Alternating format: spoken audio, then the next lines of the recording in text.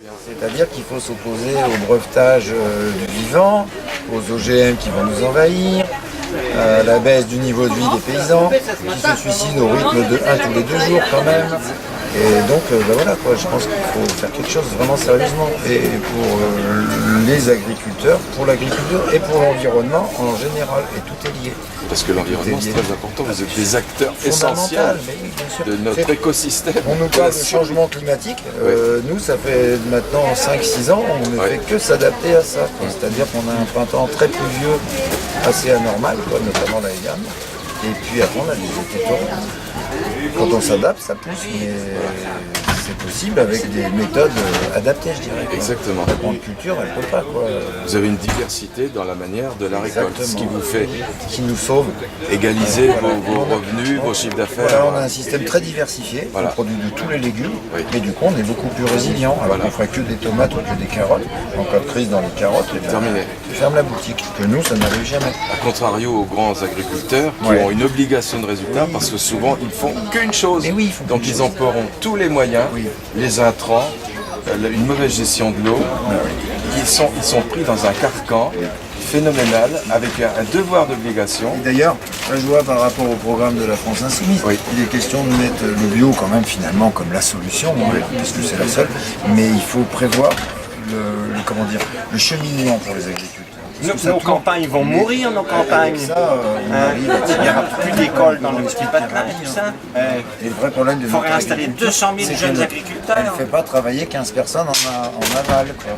Nous, on tire nos 2 salaires, plus mettons un salaire supplémentaire. Alors que un céréalier fait vivre 15 personnes. Oui, mais enfin avec une surface Bayer, Monsanto et tous les autres. Voilà. Mais avec il fait vivre aussi d'autres. Voilà, il faut vivre beaucoup de parasites, je dirais, pour dire les mots. Et en même temps, il exploite 450 hectares à 2.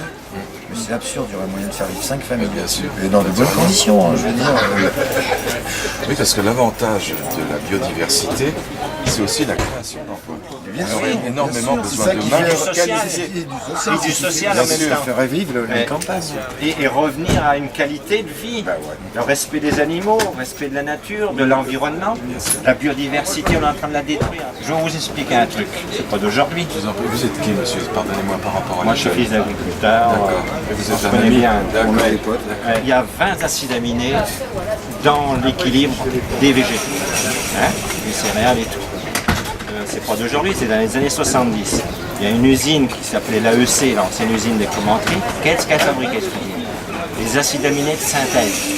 Pourquoi? Parce qu'avec cette agriculture sous perfusion intensive, eh bien, il y a un déséquilibre énorme qui fait que sur les 20 acides aminés, il n'en restait plus qu'une 12. Puis aujourd'hui, il n'en reste plus que 6. Le fait est, c'est que c'est le complexe humifère. C'est l'humus du sol qui va nourrir la plante, les plantes et les végétaux. Et tout ça en association du bocage, les haies, les arbres, tout, l'agroforesterie, la permaculture et tout ce mélange, c'est ça qui est important. Je sais pas comment il faut dire, quand on peut faire compliqué au lieu de faire simple, c'est bien, alors que c'est faux. Il vaut mieux travailler en oligarchique. Voilà. Il y a une volonté à investir aussi. Plus on complique les choses, moins les autres les comprennent, et plus on les manipule. De toute façon, on n'a pas le choix. C'est notre écosystème. N'importe comment, si c'est la survie de l'être humain. On va y aller la tête dans le mur. Et oui, on y est. On y est. Il faut prendre un virage à 180 degrés. 180 degrés et pas d'un seul coup. Réfléchir, raisonner, ensemble, nous les humains, il faut qu'on réfléchisse. Il faut qu'on demande l'avis de nos enfants. Parce que là, l'enfant, c'est l'avenir. On a des solutions, il va falloir absolument qu'on les applique, pour les appliquer. C'est ça il faut qu'on ait une force à l'Assemblée nationale. C'est important. Contre un pouvoir, et voire même un pouvoir, si ça pouvait arriver. Oui, j'ai vu une ferme, le reportage. Mais qu'est-ce que c'est que ça? C'est la France Insoumise.